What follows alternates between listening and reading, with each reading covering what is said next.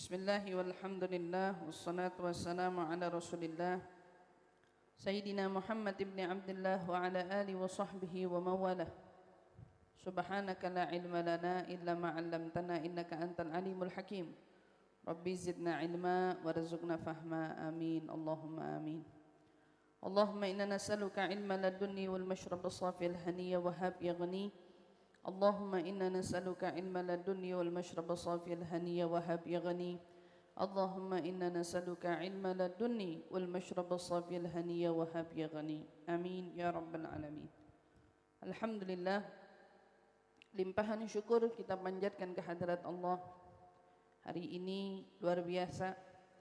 Meskipun di pagi hari cuacanya mendung, bahkan sempat hujan, tapi tidak menghalangi langkah-langkah kita untuk hadir ke tempat seperti ini, untuk hadir ke tempat yang baik.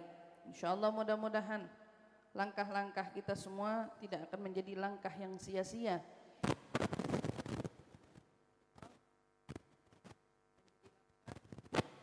yang akan membawa kebahagiaan, langkah yang akan mendatangkan kemanfaatan.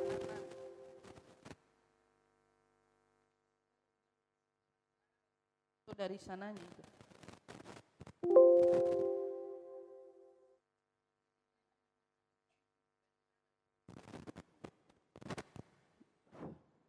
Sudah. Langkah-langkah kita yang insya Allah banyak mendatangkan kepada kita kemanfaatan. Di sini kita hadir berkumpul, insya Allah kita bersama-sama pulang membawa banyak kebaikan. Dari pembacaan hadrah yang kita baca, insya Allah semuanya diterima dan semua hajatnya dikabulkan Allah. Hingga Selasa mendatang, Allah memelihara kita selalu dari segala bala musibah yang datang, yang akan turun, yang belum turun hingga tidak jadi turun insyaallah. Amin ya rabbal alamin wa ya mujibus sanin. Berapapun orang mau bilang akan ada varian baru, akan ada corona yang baru, akan ada penyakit-penyakit yang baru, siapapun yang bilang datangnya penyakit baru, bukan dengan datangnya penyakit kamu pasti sakit. Ingat, orang boleh aja bilang ada penyakit tuh di depan rumah, belum tentu kamu sakit. Kenapa? Karena yang bikin sakit itu Allah. Jadi dengan siapa kita minta perlindungan? Dengan Allah.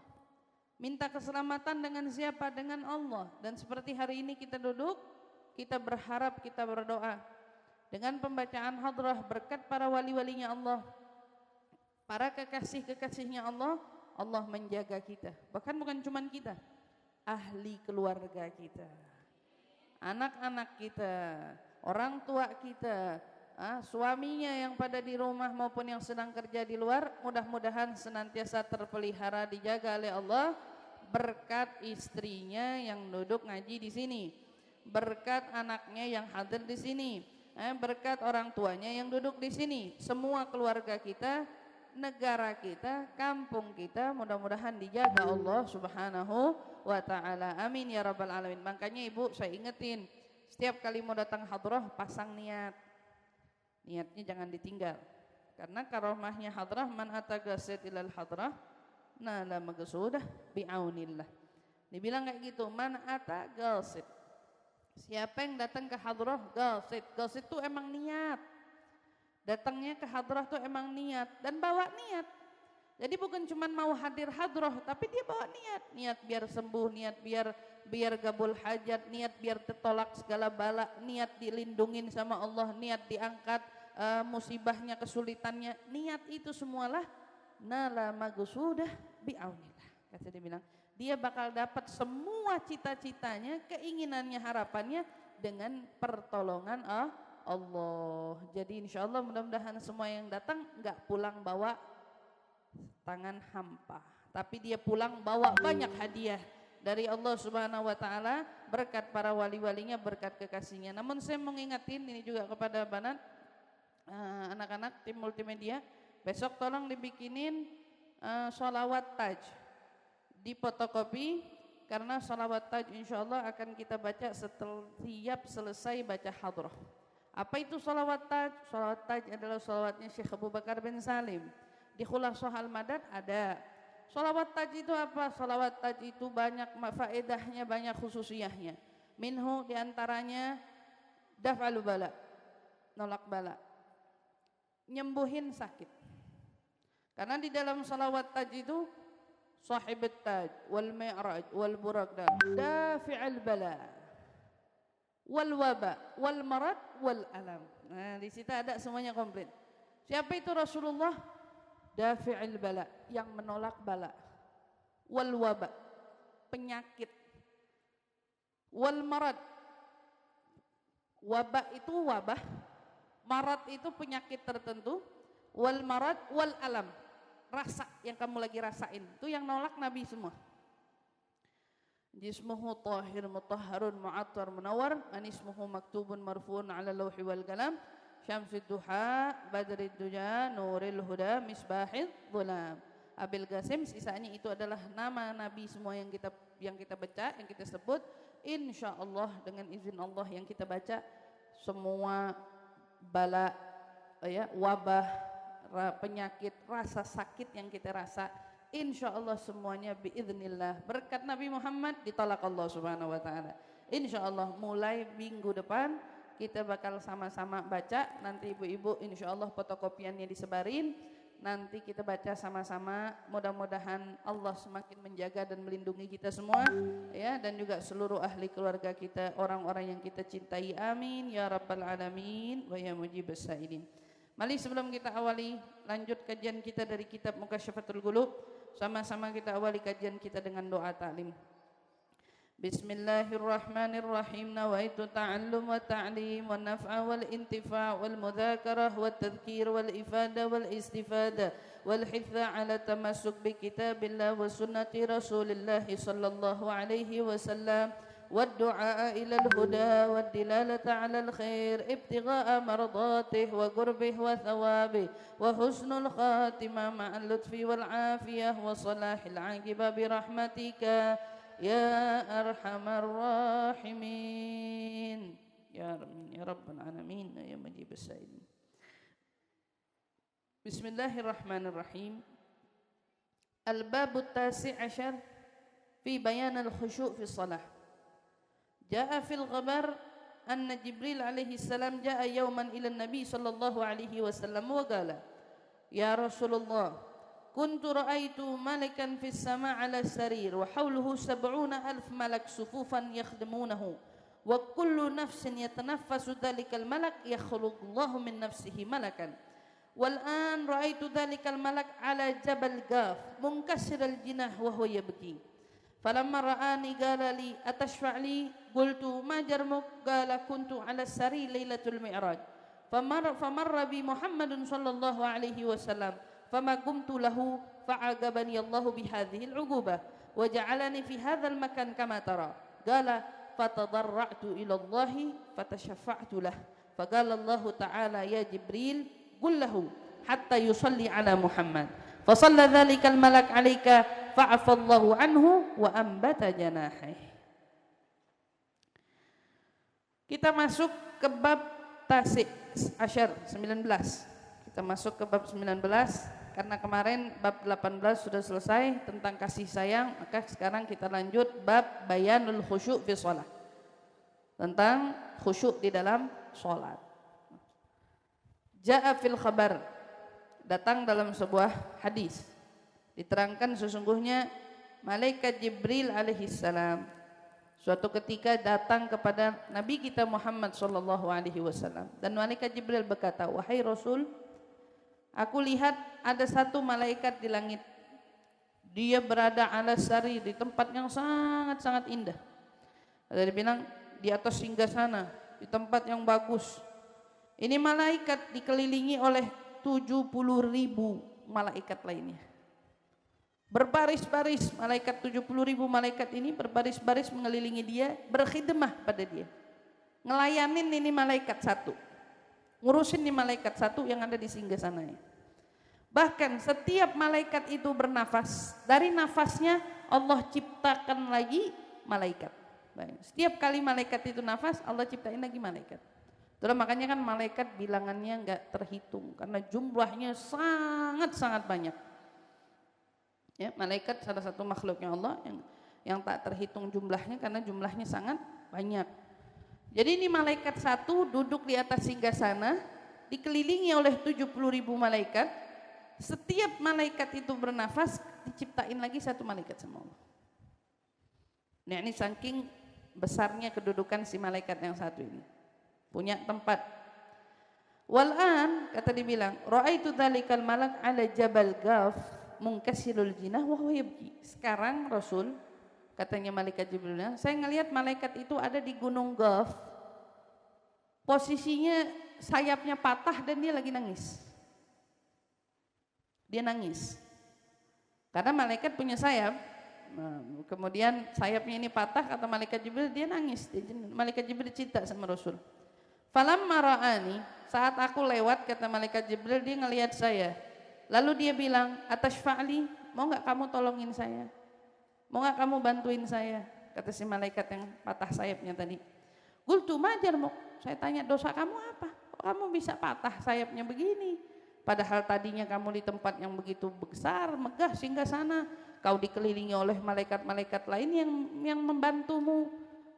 Dia bilang, kuntu ala sarir Lailatul Mi'raj. Saya waktu itu berada di singgasana pada malam Mi'rajnya Nabi Muhammad SAW. Fama gumtu, waktu Nabi naik ke langit, saya nggak berdiri, saya nggak nyambut, saya nggak ikut serta dengan malaikat yang lainnya berdiri waktu Nabi lewat. Fa'agabani Allah, Allah menghukumku. Nama Allah dipatahin sayapnya. Fa'agabani Allah bihadzil ugubah. Kata itu malaikat, Allah menghukum saya dengan hukuman ini. Wa ja'alani fi hadzal makan. Tadinya saya di singgasana, sekarang saya adanya di tempat ini, di Gunung Ghaf, di ujung Sumatera. Seperti yang kau lihat, saya sedih, nangis, sayap saya patah. Akhirnya malaikat Jibril berdoa, minta sama Allah Subhanahu wa taala, ya Rabb, tolongin ini malaikat, ampunkan dosanya, ampunkan kesilapan dan kesalahannya. Maka Allah pun berkata kepada malaikat Jibril, akan ku ampuni, tapi dengan satu syarat, suruh dia salawat sama Muhammad. Syuf, Nabi Adam diampunin dosanya ada sebab makan buah khuldi, mengikuti dorongan syaitan, dihapus dosanya sama Allah berkat salawat sama Nabi Muhammad. Dan kita lihat lagi sekarang di sini seorang malaikat, ya, yang berdosa, dosanya enggak sampai melanggar, hanya karena enggak ta'zim sama Nabi kita Muhammad SAW. Tidak memuliakan Nabi kita Muhammad fi Lailatul Mi'raj. Dia tetap duduk di singgasana, dia enggak berdiri. Dan Allah mau ampunin dosanya, tapi dengan catatan sholawat sama Nabi Muhammad sallallahu alaihi wasallam. Bagaimana dengan kita umatnya Nabi Muhammad? Kita orang-orang yang bahkan sebagian dari kita mengaku cinta dengan Nabi Muhammad. Berapa sehari kita mengirimkan sholawat kepada beliau? Dan lihat betapa agungnya sholawat, bahwa dia memang betul-betul ampuh dalam menghapus dosa. Maka kalau Habib Ali Habsyi bilang di dalam perkumpulan maulid itu, fi mithli hadzal jama' la syakka tughfar jami'udz dzunub, Habib Ali itu enggak lagi ngelantur ngomongnya. Di dalam perkumpulan semacam ini, majelis maulid, kata Habib Ali bilang, di situ tak diragukan, semua dosa terampuni. Semua dosa diampunin Allah. Dosa, semua dari dosa diampunin sama Allah Subhanahu wa taala. Dan kita semua manusia pasti punya dosa. Enggak mungkin enggak punya dosa. Setiap hari kita berdosa. Setiap hari ada yang kita lakuin salah. Maka jangan tinggalin setiap hari yang berlalu dari kita, kecuali yang kita tinggalin juga ada sholawat kepada Nabi Muhammad di hari tersebut. Minta sama Allah berkatnya sholawat, Allah hapus dosa-dosa kita. Dan Masya Allah, lihat kedudukan sholawat sama Nabi Muhammad bukan ampuh hanya dari sisi menghapus dosa, tapi ampuh dari segalanya.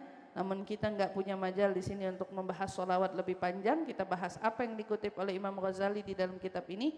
Intinya adalah jangan ada dari kita yang meninggalkan sholawat dalam satu harinya.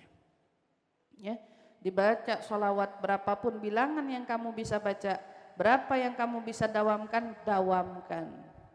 Niatin dari sholawat itu memang kita mau berkat itu sholawat, dosa kita diampunin, sakit kita disembuhin, dan kemudian apalagi masih banyak hajat kita, urusan dunia kita maupun urusan akhirat kita.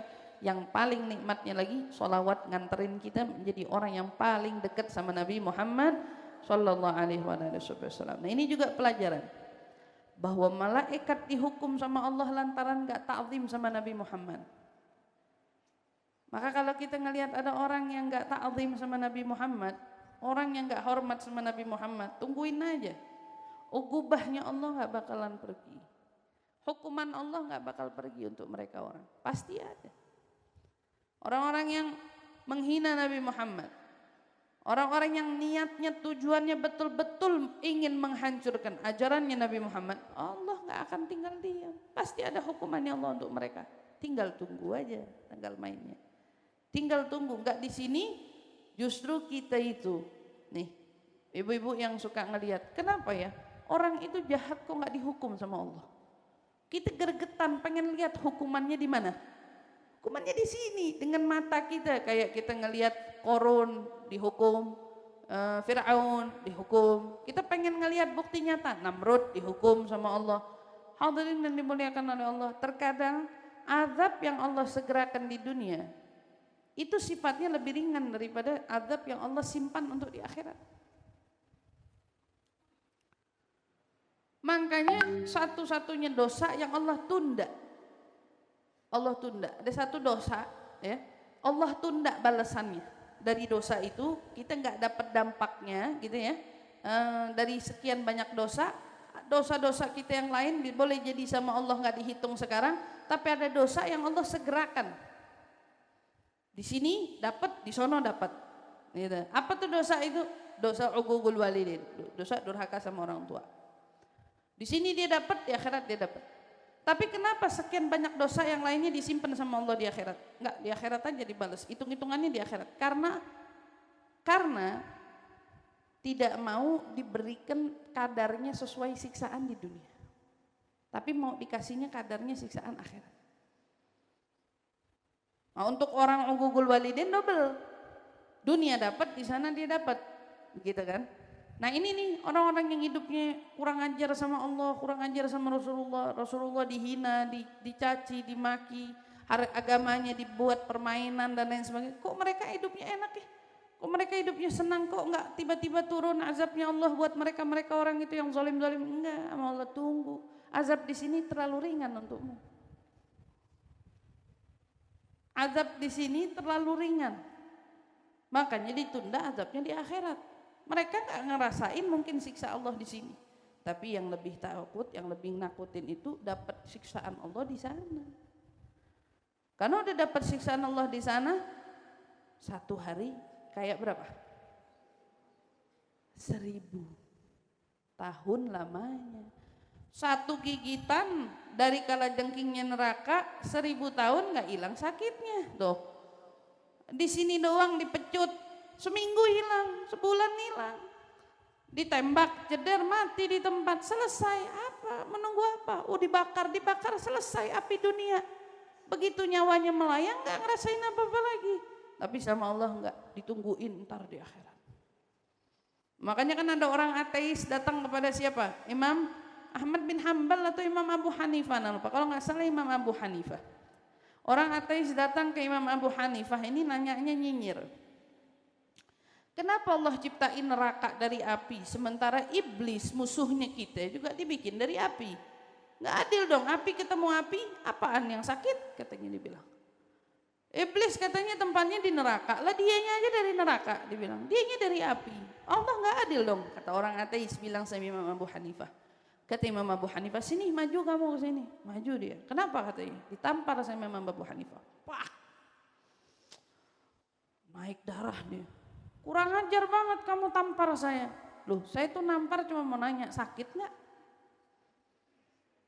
Sakit nggak? Kata Imam Abu Hanifah. Ya sakit, mana ada orang ditampar nggak sakit? Kata orang ateis ini bilang. Nah, kata Imam Abu Hanifah, ini kulit ketemu kulit ditampol ngebet. Kulit ketemu kulit ditampar, sakit nggak? Kata Imam Abu Hanifah, ini kulit sama kulit sakit pedes. Kamu ngerasain sakit. Begitu juga neraka yang Allah siapin untuk iblis punya sakitnya sendiri. Nih, jawaban cerdasnya Imam Abu Hanifah menyikapi orang-orang ateis, orang-orang yang nggak percaya dengan Allah, nggak percaya sama ketuhanan. Wah kata. Jadi orang-orang ada yang ditunda adabnya nggak langsung dikasih sama Allah sekarang di dunia karena Allah mau mereka ngerasain pedihnya adab yang jauh lebih menyakitkan daripada di dunia. Adapun mereka Qarun, Namrud, ya, dan para orang-orang pembangkang lainnya dari umat terdahulu yang dihukum sama Allah di sini, itu sebabnya karena apa? Apa karena mereka melampaui batas akhirnya Allah turunin murka? Atau karena nabinya yang berdoa? Nabinya yang doa. Turunin murkamu untuk mereka. Orang-orang yang tidak beriman. Nabi Nuh nyerah. Nabi Musa nyerah. Ya. Nyerah. Nabi Ibrahim nyerah. Nabi Isa nyerahin umatnya sama Allah. Kecuali Nabi Muhammad. Nabi Muhammad nggak mau. Kata Nabi Muhammad, disimpan tuh doa yang mustajab, dijagain sama Nabi. Enggak, bukan di sini tempatnya saya minta, entar di akhirat. Di hari di mana enggak ada orang minta, saya doang yang minta. Nabi-nabi udah minta duluan di sini. Di dunia para nabi udah minta, ada. Tapi Nabi Muhammad nahanin bangkangan kita tuh, pelanggaran kita tuh, kelewatannya kita ditahanin sama Nabi hanya demi mau meminta sama Allah fi yaumil qiyamah, di hari kiamat nanti. Itulah indahnya menjadi umat Nabi Muhammad sallallahu alaihi wasallam. Maka akhirnya malaikat Jibril memohon doa kepada Allah, maka Allah berikan syarat, akan kuhapus dosanya sampai dia bersalawat kepada Nabi Muhammad sallallahu alaihi wasallam. Fa shalla dzalikal malak. Akhirnya malaikat itu bersalawat kepada Nabi Muhammad. Ini malaikat Jibril cerita sama Rasulullah.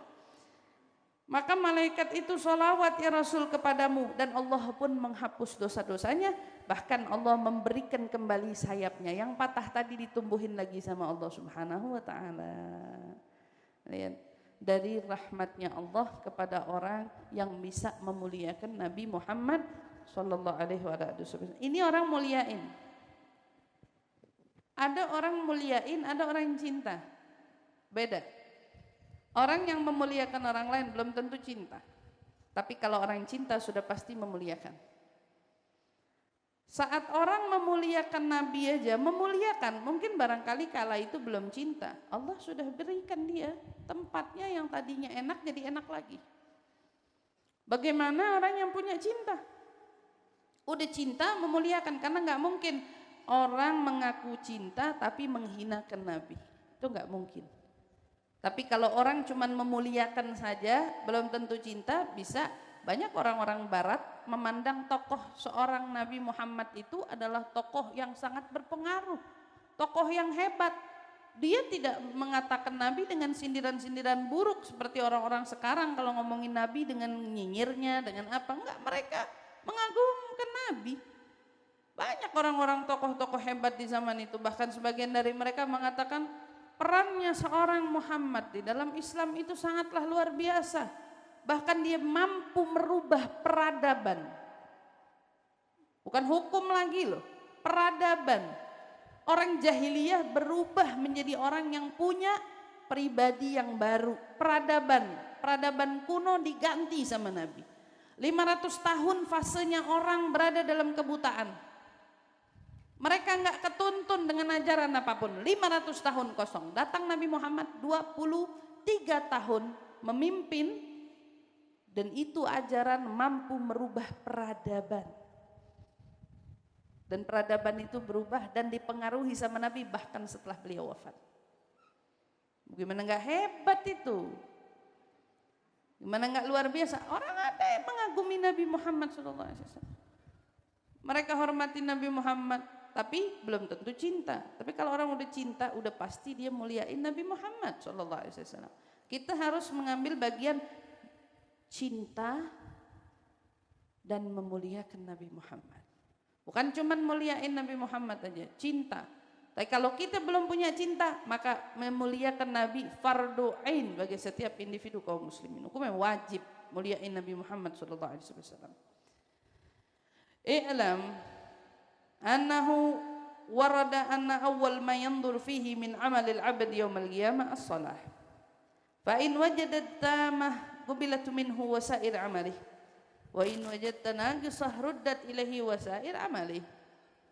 Dikatakan sesungguhnya annahu warada, ada sebuah riwayat yang menyatakan awal yang akan dilihat oleh Allah dari amalnya seorang hamba di hari kiamat itu adalah sholatnya. Yang pertama yang akan Allah lihat dari kita, sholat kita. Kalau sholat kita benar, ya besok di hari kiamat Allah lihat temukan sholatnya sempurna, maka semua amal kita yang lainnya ikut sempurna. Diterima sama Allah berkat sholat. Tapi kalau Allah nemuin ternyata wa in wajadat naqisah. Tapi kalau di dalam sholat ternyata didapati kekurangan, bukan cuman kurang sholatnya, kurang sempurna, kurang khusyuknya, kurang kadar benernya antara dari sisi pandangan fikihnya, kita nyepelein, kita ngegampangin gitu ya. Di situ kan terdapat kekurangan. Ruddat ilaihi sa'ir amali. Maka Allah tolak dari ibadah sholatnya dan beserta seluruh amalnya yang lain. Gak diterima sama Allah. Itulah pentingnya kita mempelajari sholat dengan baik, dengan benar. Bagaimana kita tahu bahwa hukum sholat ada di peringkat kedua dalam rukun Islam. Abis syahadat iqamatus sholat, mendirikan sholat. Tapi makna mendirikan sholat itu bukan asal sholat. Yang penting datang waktunya sholat. Wudunya enggak diperhatiin sempurna atau enggak. Masuk enggak airnya mengalir ke dalam kulit kita saat kita berwudu. Banyak orang-orang yang ngerjain sholat tapi mereka sholat dalam kebodohannya. Dan mereka pasrah dengan kebodohannya. Lalu mereka berdalil Allah Maha Penyayang. Enak banget. Allah Maha Penyayang. Allah Maha Tahu. Allah Maha Pengampun. Tanpa ada usaha terlebih dahulu, tanpa ada upaya terlebih dahulu memaksimalkan ilmunya, pelajarannya. Gimana nih sholat saya? Bagaimana bacaan saya? Karena di luaran sana ada orang-orang yang kita jumpain dia dulu waktu mal-mal masih suka buka. Orang sholat gak peduli, lipstiknya masih ada di bibirnya. Bahkan mungkin sekarang juga banyak di rumah-rumah. Make up yang dikenakan, itu semua mempengaruhi sholat kita. Makanya Imam Syafi'i bilang, orang kalau udah wudunya benar, sholatnya pasti benar. Tapi kalau dari awal wudunya jadi udah menyepelekan, gak diperhatiin dengan benar, maka bagaimana sholatnya mau benar? Hatta dia baca Qur'annya tartil, wudunya salah, gak diterima sholatnya.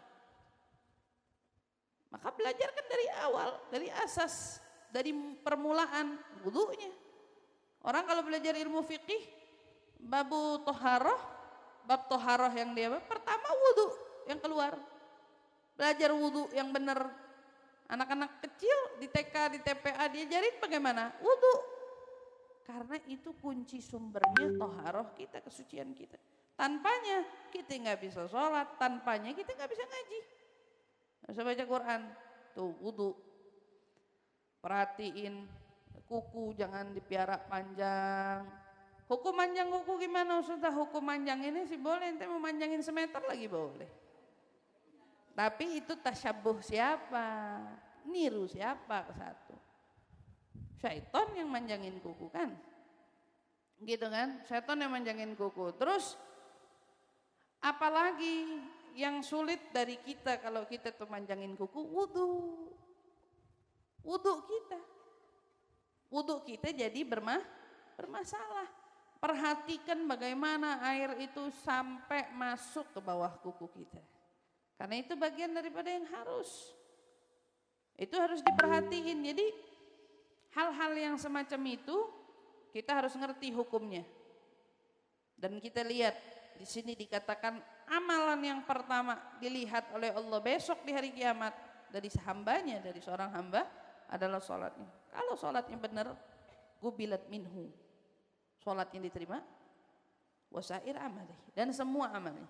Tapi kalau enggak, dalam sholatnya ditemukan kebocoran, sholatnya ditemukan kekurangan, ruddat sair amalih, berarti ditolak dari semua amal ibadah.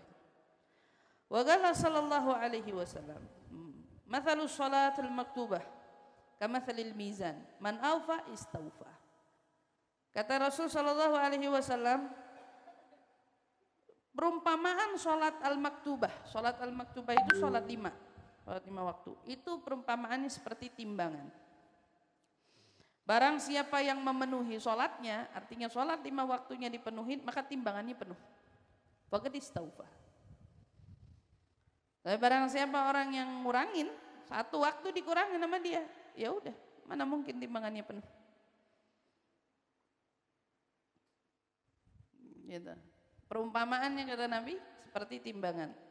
Kamu punya amal tercukupi jika sholat 5 waktumu kamu cukupin. Kamu laksanain dengan benar. Tapi kalau enggak, ya ada yang kurang. Timbangan amalmu selalu kurang. Kayak orang nimbang telur sekilo, diambil 1 atau 2. Bagaimana bisa nyampe sekilo? Pasti enggak bakal nyampe sekilo. Dan perumpamaan timbangan kita dalam amal ya seperti itu. Ya. Orang mau banyak amalnya kayak gimana? Maktubah 5 waktunya ada yang skip, ada yang lewat. Timbangannya nggak sempurna. Tetap ada yang kurang. Itu kata Nabi Muhammad SAW. Wa qala Yazid ar-Rigashi, kanat shalat Rasul sallallahu alaihi wasallam mustawiyah ka'anna mawzunah. Katanya seorang Yazid ar-Raqashi, dia bilang salatnya Rasul sallallahu alaihi wasallam adalah salat yang lurus. Salatnya Nabi, salat yang lurus. Beliau itu seakan-akan beliau lagi ditimbang. Lurus, tegak. Itu salatnya Rasulullah. Kayak seolah-olah beliau lagi ditimbang, lagi dinilai, lagi diperhatiin. Dinilai kayak orang kalau lagi lomba. Orang lagi lomba kan diperhatiin kan? Dilihat bagaimana ininya, gerak-geriknya, dilihat semuanya. Dan Rasulullah SAW kalau sholat ya gitu, seolah beliau sholatnya itu lagi dinilai, bahasa tepatnya seolah lagi dinilai. Bagaimana berdirinya, bagaimana rukuknya, bagaimana takbiratul ihramnya, bagaimana sujudnya, bagaimana duduk di antara 2 sujudnya, bagaimana tahiyatnya. Rasulullah sholatnya gitu. Kalau seorang Rasulullah memberikan cerminan sama kita sholat yang kayak gitu, gimana sholatnya kita? Rasulullah yang ngajarin kita sholat, Rasulullah yang diturunkan perintah sholat atasnya, sholatnya nunjukin sama kita yang sebenar-benarnya sholat. Lalu bagaimana dengan kita? Nah, sholat jangan terburu-buru, jangan tergesa-gesa. Di porsinya, bacaannya dimaksimalin. Kamu nggak diminta baca Al-Baqarah. Ya, kamu nggak diminta baca 1 rakaat Yasin, nggak. Kamu nggak diminta baca Al-Muluk dalam sholat, nggak diminta. Kamu hanya diminta sempurna. Itu yang diminta. Kamu dimintain sempurnain Fatihahnya, sempurnain, berdirinya disempurnakan, bacaan suratnya, kalaupun kita ngambil bacaan surat maupun itu pendek sekalipun, sempurnakan. Rukuknya, iktidalnya, sujudnya, sempurnain. Kamu nggak diminta sholat 1 jam, enggak. Oh, makin lama sholat makin bagus, nggak ada begitu ceritanya. Yang diminta sempurna. Diambil dari harimu dalam 1 hari beberapa waktu untuk sholat demi keuntunganmu di akhirat kelak. Yang diambil cuma sedikit, bukan banyak. Waktu kita sholat 5 waktu sekalipun digabung tuh 5, nggak ada sejam. Dan sehari Allah kasih kita 24 jam untuk menghadap kepadanya secara sempurna, nggak sejam, paling lama 30 menit. paling lama. Itu kalau digabung-gabung di total-total ya paling lama 30 menit itu juga anak rasa nggak nyampe sholat kita. Siapa yang suka ngamalin Jumat akhir Ramadan, godok sholat dari zuhur sampai subuh, berapa jam tuh? Hah? Setengah jam deh, kurang lebih deh, setengah jam. Tapi anak rasa kurang kali. Setengah jam deh, anggap paling lama setengah jam. Ya kalau sholatnya benar-benar tekun 45 menit deh. Tapi jarang, ada yang gitu jarang.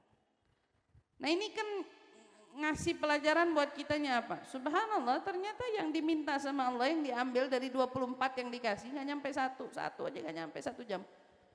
Maka sempurnain sholatnya, perbaiki sholatnya dengan benar. Wa qala Rasul sallallahu alaihi wasallam inna rajulain min ummati liyaguman ila shalah wa ruku'ihima wa sujudihima wahid wa inna ma baina salatihima ma baina as-sama'i wal ard wa asyara ila al-khusyu'. Nabi SAW dalam hadis ini memberikan contoh sama kita. 2 orang laki-laki dari umatku, kata Nabi, sedang sholat. Lagi sholat, lihat ila sholat wa ruku'ihima wa sujudihima wahid. Sholatnya bareng, sujudnya bareng, rukuknya bareng, sama semuanya. Wa inna ma baina salatihima ma baina samai wal ardh. Tapi dari keduanya ini salat mereka jarak diterimanya antara langit dan bumi. Wa asyara ilal khusyuk, kan dia bilang ini memberikan contoh khusyuknya seorang 2 hamba tadi, 2 umat tadi yang salat. Dari 2 tadi, yang satu diangkat sama Allah, yang satu enggak. Jaraknya bedanya langit bumi. Sama-sama ruku, sama-sama sujud, sama-sama sholat. Tapi yang satu diterima, yang satu enggak. Yang satu Allah tinggikan sholatnya, Allah angkat, yang satu enggak. Yang satu boleh jadi diterima, yang satu enggak diterima. Tapi sama-sama sholat, sama-sama ruku, sama-sama sujud. Jadi penting kita memperhatikan sholat, apalagi khusyuknya. Ngebahas tentang khusyuk. Banyak nanti bakal timbul pertanyaan di hati kita, bagaimana sholat tuh biar khusyuk? Gitu kan? Kita pasti nanya, gimana sholat tuh biar khusyuk? Secara kita orang Indonesia, nggak ngerti bahasa Arab. Iya kan gitu? Takbiratul ihram tahu Allah Maha Besar. Tapi begitu udah masuk surat Al-Fatihah, belajar sih artinya, tapi apal sih kagak. Kurang lebih kalau buat ngertiin nggak hafal semuanya gitu ya, kecuali emang yang benar-benar tekun dalam belajar, nyantel deh ilmunya insya Allah. Kayaknya ibu-ibu semuanya hafal nih ya, Fatihah sama artinya. Fatihah sama arti minimal. Waktu bilang alhamdulillahi rabbil alamin, dia udah paham. Dia lagi muji Allah. Ar-Rahmanir Rahim, Maliki yaumiddin, dia paham. Raja yang mana rajanya hari kiamat? Allah. Iyyaka na'budu wa iyyaka nasta'in. Karena minimal kita harus tahu artinya dari surat Al-Fatihah. Karena dalam surat Al-Fatihah saat kita baca iyyaka na'budu wa iyyaka nasta'in, hanya kepadamu kami menyembah ya Allah, hanya kepadamu kami memohon pertolongan. Di dalam situ ada arti itu. Maka kata ulama, kalau ada orang sholat lagi ngucap iyyaka na'budu wa iyyaka nasta'in, pikirannya sama dompetnya, pikirannya sama dunia, pikirannya sama sesuatu yang lebih spesifik dalam pikiran itu, maka kamu seolah sedang mengucap menyembah yang dipikirkan tadi. Penting kita harus paham, tahu artinya. Dari situ ada doa, ihdinas siratal mustaqim, enggak lepas tuh. Minta petunjuk sama Allah tiap sholat, jalan ya lurus. Jalan lurus yang enggak melenceng, enggak miring-miring, enggak mampir-mampir. Nggak pengen tahu nggak, lurus saja, minta dijaga akidahnya lurus saja, lempeng, nggak kemana-mana. Itu butuh doa, bahkan dijadikan itu dalam sholat. Berapa rakaat sholat? 4 kalinya Fatihah nggak ketinggalan. Kalau Quran yang lain cuma 2 rakaat di awal, tapi Fatihah sampai rakaat keempat harus dibaca. Ya, ihdinas siratal mustaqim, siratal ladzina an'amta alaihim. Minta sama Allah jalannya orang yang kau berikan kepada mereka, di atas mereka kenikmatan. Siapa mereka? Al-anbiya, as-siddiqin, wasyuhada, wassalihin. 4 nih. Para nabi, para siddiqin, orang-orang siddiq, orang-orang yang sungguh-sungguh di jalannya Allah, syuhada yang mati syahid, dan aulia, wassalihin. Nih jalan lurus nih ini. Jalannya ini. Ghairil maghdubi alaihim. Selain tadi kan bilang siratal ladzina an'amta alaihim ghairil maghdubi alaihim, selain jalannya yang orang-orang yang kau murka atas mereka ya Allah. Maghdub, yang kau marah sama mereka, engkau murka sama mereka, engkau tidak terima mereka, engkau timpakan bala atas mereka, bukan jalannya mereka ya Allah.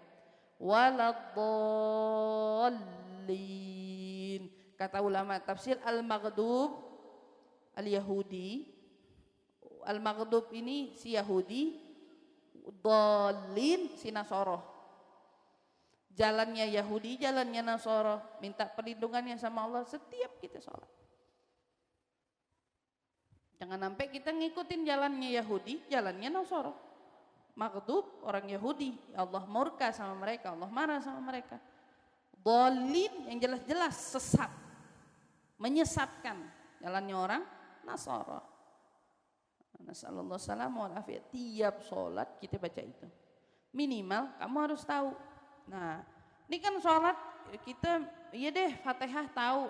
Begitu udah masuk ke mana? Surat-surat pendek lainnya udah mulai blank lagi. Masuk ke subhana rabbiyal azimi wa bihamdih, subhana rabbiyal a'la wa bihamdih, rabbana lakal hamdu. Mak, sebenarnya pelajaran anak TK, anak TPA kecil tuh diajarin sholat beserta artinya. Dulu kan kita kalau ngafal beserta arti kan, tujuannya tuh biar kita ngerti, biar kita paham, biar kita sholat bisa menghayati. Jadi cara khusyuk yang pertama menghayati. Menghayati apa yang kita baca, memahami apa yang kita baca. Nah terus gimana caranya yang lain? Sebagian ulama mengatakan jangan mulai masuk sholat kalau kamunya habis ngerjain aktivitas. Makanya biasanya ulama itu ada pemanasan, mau sholat tuh pakai pemanasan.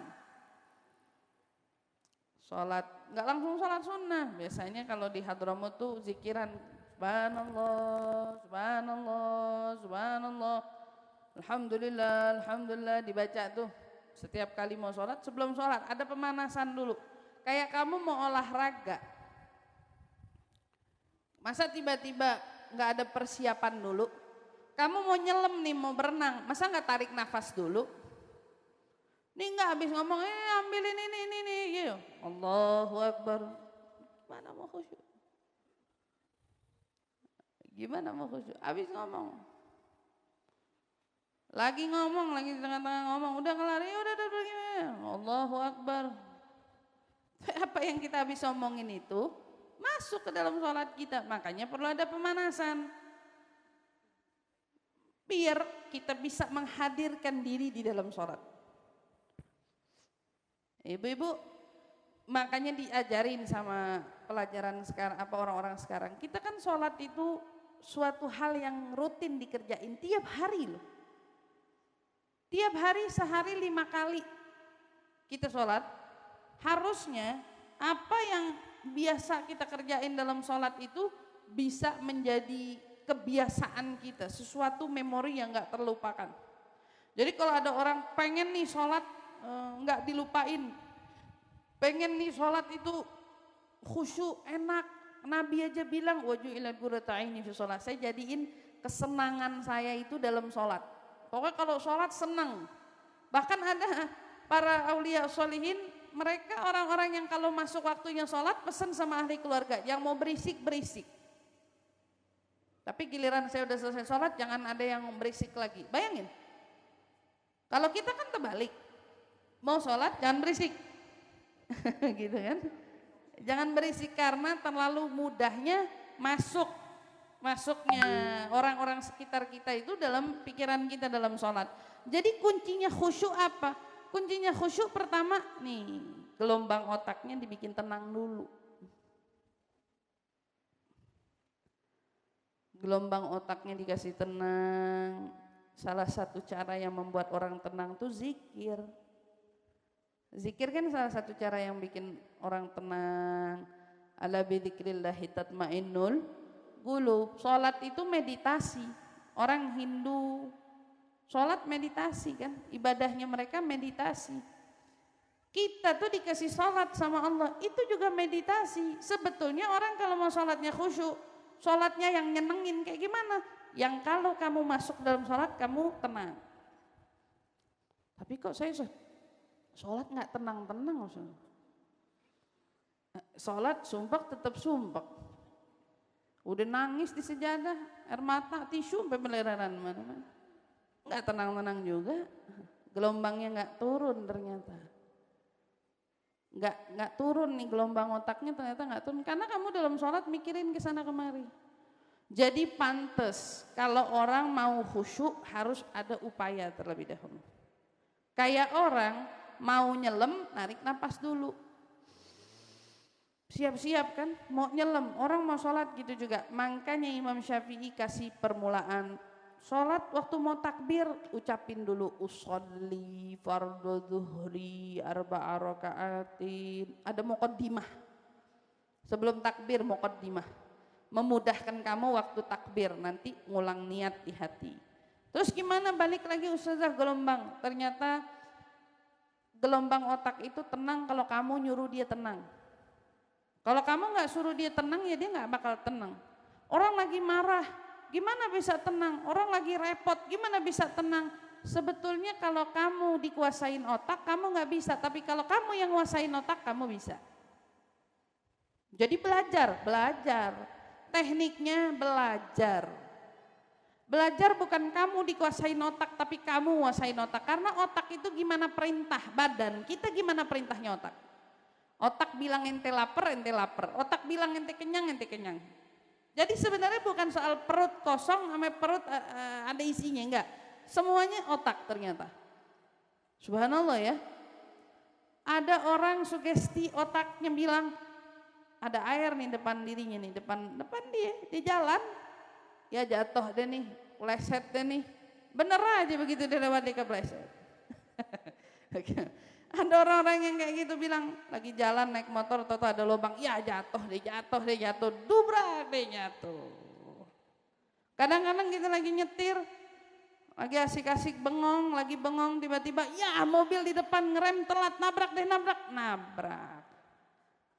Hal-hal itu kadang-kadang terjadi sebetulnya sugesti. Kamu yang ngomong sama otak kamu lagi tenang tuh waktu, otak bilang tidur, ngantuk, tinggal tidur. Otak bilang jangan tidur, jangan. Nih yang suka ngantuk di pengajian. Pengajian emang bikin tenang, saya tahu Bu. Tapi jangan pules juga ya, sampai mimpi kadang-kadang. Lagi di majelis gitu sampai mimpi, tidurnya pules banget gitu. Ngomong sama otaknya ngantuk di rumah, bukan di majelis gitu. Sama kayak orang mau sholat. Jadi gimana caranya? Caranya salah satu diajarin nih. Ibu bikin sugesti diri. Bisa ajarin nih Ibu nih. Ibu bikin sugesti diri. Mau sholat nih, ngomong sama diri begini. Kalau saya takbiratul ihram, maka saya bakal ngerasain tenang, senang, nyaman, damai, khusyuk. Saya bakal khusyuk dalam sholat. Ngomong sama diri. Kalau saya takbir, berarti begitu ibu start takbir, ibu rasain. Tapi semuanya tuh pakai pemanasan. Enggak ngomong tiba-tiba udah takbir baru ngomong, tenang, tenang, tenang. Oh, tenang. Orang dari sebelumnya dibiasain mau takbir kan bersiap. Saya ulangin, kayak orang mau renang narik nafas. Mau sholat gitu juga, tenangin dulu pikirannya, dirinya berdiri, sholli fardhu zuhri. Terus kasih sugesti positif sama dirinya. Ada yang namanya disebut itu ilmunya namanya anchor. Ibu ngasih memori ingatan sama otak sendiri. Otaknya dikasih ingatan. Ingatannya apa? Ibu mau kasih ingatan apa? Kalau sholat saya bahagia.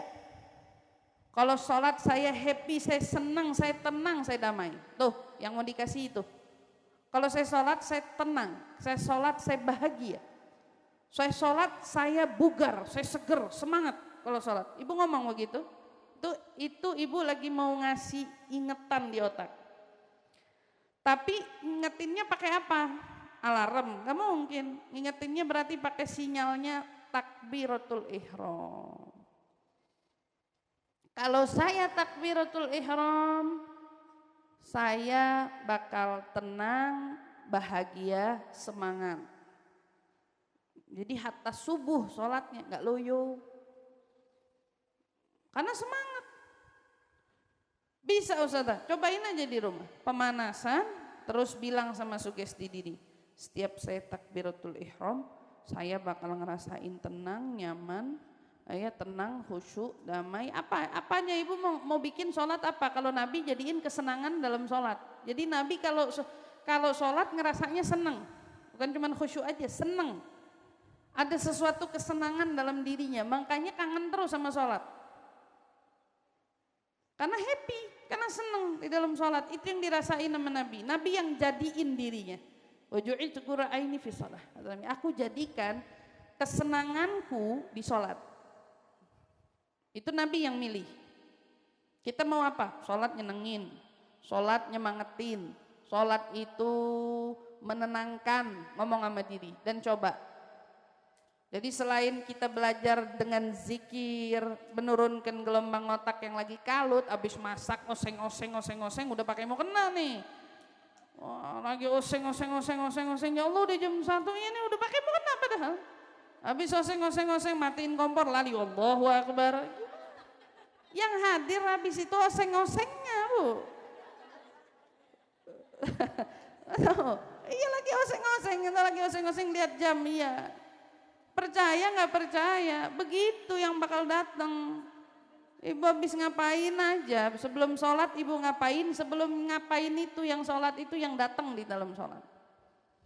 Maka hadirin, nah kalau udah ibu sering bikin sugesti begitu, nanti dia terengker sendiri di dalam diri, ngeblok. Kalau udah takbiratul ihram nggak perlu dia ngomongin lagi. Begitu ibu Allahu Akbar, tenang. Nggak kalau tuh orang mau buru-buruin kayak gimana ya segitu sholat nih ya begitu deh, karena dia ngerasain tenang sendiri, seolah dia terkoneksi dengan dirinya dan Allah.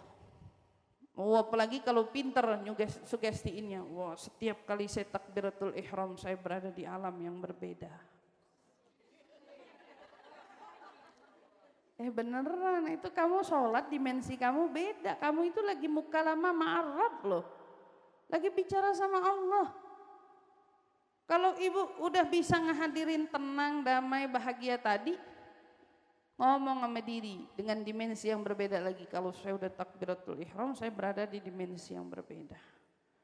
Yang ada hanya aku dan Tuhanku saja.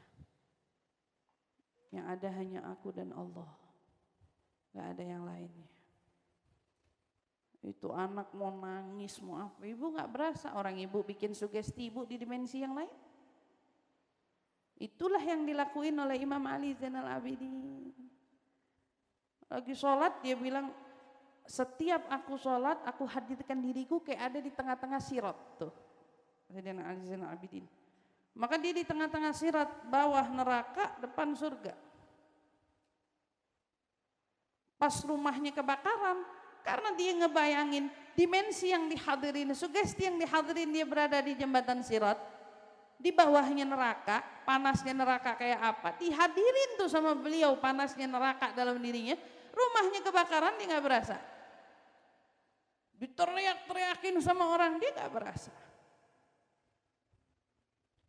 Sayyidina Umar bin Al-Khattab tertusuk anak panah Bu, di sini. Awal lama takit di tangannya, nah lupa lagi perang. Anak panah nusuk nih, dia sholat. Minta tolong orang cabut, sholat. Cabut anak panah saya, tapi saya lagi sholat. Apa yang dihadirkan? Karena setiap dari mereka punya sugestinya masing-masing mau sholat. Dia mau jadiin sholatnya tuh apa? Nah ibu-ibu, serah dengan kadar ilmu yang bertambah, maka kita akan bisa menempatkan posisi sholat kita dengan posisi yang baik, posisi yang benar. Nah sekarang saya cuma minta hadirin dulu tenang, bahagia, semangat. Jadi kalau sholat itu bawaannya bukannya ya Allah di jam 4 lagi, nah, gitu. Tapi semangat, karena ibu seolah menjemput semangat di dalam sholat. Ibu dapat semangat baru dalam sholat, ibu dapat kebahagiaan baru dalam sholat, ibu dapat ketenangan baru dalam sholat. Jadi orang gimana lagi tenang pikirannya, masa mau buru-buru bangun? Kayak ibu lagi pules tidur, masa mau buru-buru bangun? Cuman di sini ilmunya hadis Nabi yang satu bilang shollu sholatul muwadda, kata Nabi, sholatlah kamu sholat perpisahan. Jadi kayak ini sholat terakhir. Gimana sih kalau sholat terakhir? Udah cuman sekarang doang, kayak ibu mau diet. Ibu mau diet, besok udah gak boleh makan ini, makan itu, makan ini. Sekarang doang bolehnya makan bakmi. Sekarang doang bolehnya makan bakso, dinikmatin tuh makanan. Besok soalnya gak boleh. Ada hari ini doang nih kesempatannya ibu jalan-jalan. Besok udah gak bisa.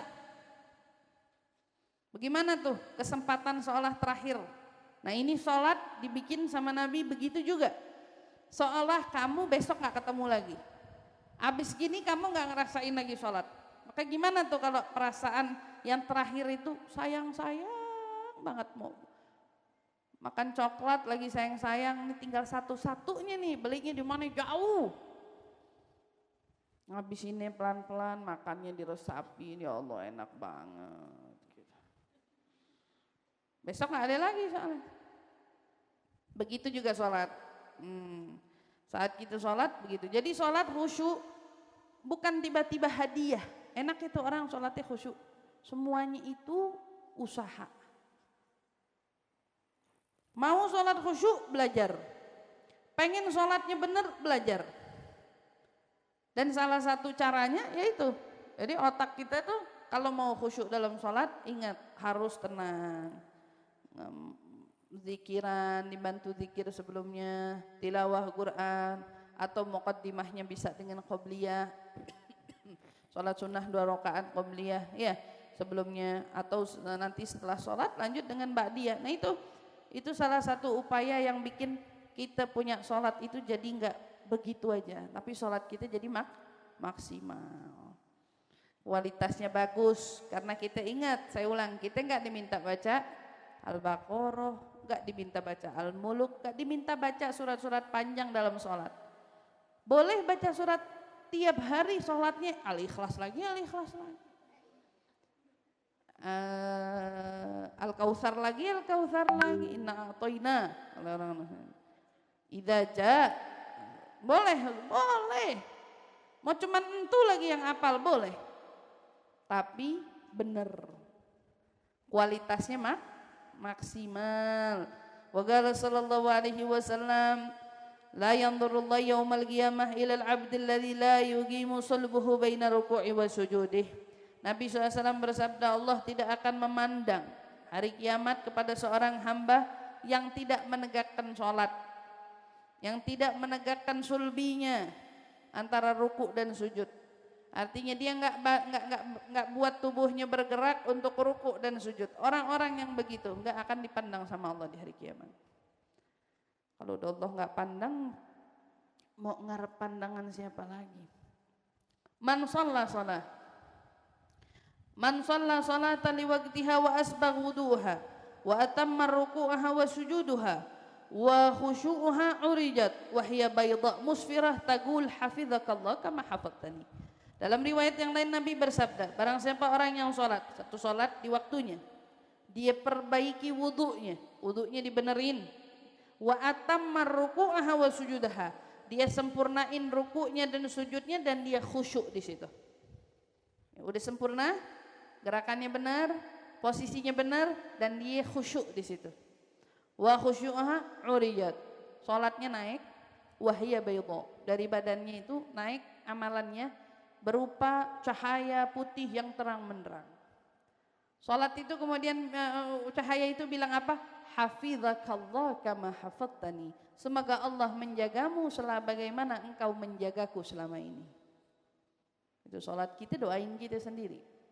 Wa man shalla salatan li ghairi waqtiha. Barang siapa orang yang salat suatu salat tapi bukan di waktunya. Waktunya dimainin. Ya, dimundur-mundurin, bahkan terkadang lewat dari waktunya. Walam yasbigh wudu'aha, wudunya juga enggak benar. Walam yutim ruku'aha wala sujuduha, ruku'nya enggak sempurna, sujudnya enggak sempurna, apalagi khusyuk. Ada khusyuknya. Urijat, amalannya naik. Wahya sauda, tapi bentuknya hitam. Mudhlimah, menyeramkan, gelap gulita. Tagul itu gumpalan hitam yang keluar itu berkata, dhayya'akallah kama dhayya'tani. Semoga Allah menyia-nyiakanmu sebagaimana kau selama ini menyia-nyiakanku. Na'udzubillah. Hatta idza kanat haitsu syaa Allah laffat kama yaluffu thawbul khalaq fayadrib biha wajhuh. Nah, ini juga sampai kalau Allah mau amalan itu sama Allah dilipat, maksudnya amalan itu dilipat kama yalifus thawb, perumpamaannya kayak baju dilipat atau di apa tuh, ya dilipat, baju dilipat, tapi Allah Subhanahu wa taala lemparin baju itu, lemparin amalan itu ke wajahnya yang mengamalkannya, karena saking Allah enggak terimanya dengan amal tersebut. Dilemparin ke muka yang ngamalinnya karena Allah enggak suka. Aswa'un nas sirgatul ladzi yasruq min salatih. Kamu mau tahu siapa paling seburuk-buruknya manusia, kata Nabi? Sirgatul ladzi yasruq min salatih. Maling. Yang maling salatnya. Itu maling paling buruk. Manusia paling buruk kata Nabi yang maling salatnya. Di tengah-tengah salat masih sempat mikirin yang lain, ngurusin yang lain. Lagi salat ente maling, kata Nabi SAW. Bukan lagi ngapain sempat maling nyolong, begitu enggak. Nabi kasih perumpamaan maling-malingnya sholat yang di tengah-tengah sholat sempat-sempatnya mengalihkan perhatiannya dari Allah. Nasallallahu salam wal afiyah. Semoga Allah selamatin kita semua ya. Insyaallah Allah berikan kepada kita sholat yang khusyuk, ibadah yang khusyuk, dan amalan-amalan yang diterima oleh Allah Subhanahu wa taala. Amin ya rabbal alamin. Mudah-mudahan semua ibadah kita, ibadah salat kita, ibadah puasa kita, ibadah sedekah kita semua diterima sama Allah Subhanahu wa taala dan diterima sama Allah dengan penuh kebahagiaan, bukan dengan penuh kemarahan sebagaimana yang tadi diberikan perumpamaan. Guru saya Hubba Banur juga pernah bilang, terkadang amalan seorang hamba itu naik ke langit diterima sama malaikat. Langit pertama dibuka, amal man hadza, ditanya amalnya siapa ini? Amalnya fulan ibnu fulan. Naik ke langit kedua ditanya amalnya siapa ini? Amalnya fulan ibnu fulan. Naik ke langit 7 dan seterusnya. Malaikat pikir semua amalnya lillah, amalnya benar, amalnya enggak ada yang salah karena terlihat sekilas sempurna. Tapi begitu sampai kepada Allah Subhanahu wa taala, Allah bertanya, amal man hadza? Kata Allah, amalnya siapa ini? Padahal sungguhnya Allah Maha tahu amalnya siapa ini. Dijawab oleh malaikat, ya Rabb, ini amalnya hambamu fulan ibnu fulan. Kata Allah Subhanahu wa taala, hal amala hadza li ajli? Apakah dia mengamalkan ini karenaku? Kata Allah. Malaikat jawab, iya ya Allah, dia ngamalin ini karenamu. kata Allah Subhanahu wa taala bilang idrib fi wajhu sahibih, lemparin amalnya ini kepada yang mengerjakannya karena sungguhnya dia tidak mengamalkannya untukku. Dia hanya ngamalin untuk dipuji, fulanah rajin ibadah, fulanah itu orangnya begini, orangnya begitu dan seterusnya. Kata Allah bilang lemparin amal ini ke wajah yang melakukannya karena sesungguhnya dia mengerjakannya bukan karena aku. Malaikat mungkin mengira ini amal ikhlas, ini amal benar, tapi enggak ada yang lolos dari penglihatannya Allah. Jadi penting kita menyempurnakan salat wabil khusus, karena seperti di awal muqaddimah Imam Ghazali bilang, yang pertama dilihat sama Allah dari amalnya kita adalah salat. Jika amalnya salat kita diterima, amal salat kita benar, maka yang lainnya menyusul menjadi benar. Tapi jika amal salatnya enggak benar, maka amalan yang lainnya pun turut jadi enggak benar. Insyaallah Allah kasih kita salat yang khusyuk, salat yang diterima oleh Allah Subhanahu wa taala. Amin ya rabbal alamin. Yuk kita bacakan suratul Fatihah biniyatus syifa untuk seluruh ahli keluarga kita yang sakit. Nah, mudah-mudahan insyaallah kita doakan khusus yang minta titip doa dia Artira Rianti binti Sugeng Wijaya dan juga Muazzaz yang sakit dan seluruh kerabat kita, ahli keluarga kita yang sakit, pasang niatnya masing-masing dalam hati.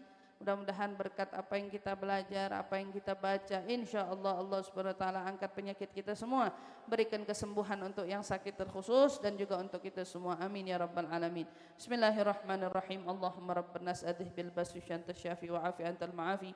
لا شفاء إلا شفاءك شفاء لا يغادر سقما ولا ألما يا كافي يا وافي يا حميد يا مجيد ارفع عنا وعنهم كل تعب شديد واكفنا وكفيهم من الحد والحديد والمرض الشديد والجيش العديد واجعلنا نورا من نورك وعزا من عزك ونصرا من نصرك وبهاء من بهائك وعطا من عطائك وحراسة من حراستك وتأييدا من تأييدك يا ذا الجلال والإكرام والمواهب العظام. أسألك أن تكفينا وتكفيهم من شر كل ذي شر إنك أنت الله خالق الأكبر. وصلى الله على سيدنا محمد وعلى آله وصحبه وسلم بسر الفاتحة. بسم الله الرحمن الرحيم. الحمد لله رب العالمين الرحمن الرحيم مالك يوم الدين إياك نعبد وإياك نستعين اهدنا الصراط المستقيم صراط الذين أنعمت عليهم غير المغضوب عليهم ولا الضالين آمين يا رب العالمين. Kita bacakan surat Al-Fatihah lagi untuk para masyayikh kita, para alim ulama kita, sahibul muallif al-Imam Al-Ghazali dan seluruh guru-guru kita yang ada. Mudah-mudahan Allah panjangkan umurnya, Allah sehatkan badannya, dan untuk teruntuk beliau mudah-mudahan keberkahan beliau mengalir untuk kita semua, Imam Al-Ghazali dan para a'immatul muslimin jami'an. Ala hadhihi niyyah wa ala kulli niyatin salihah wa ila hadratin Nabi. Al-Fatihah.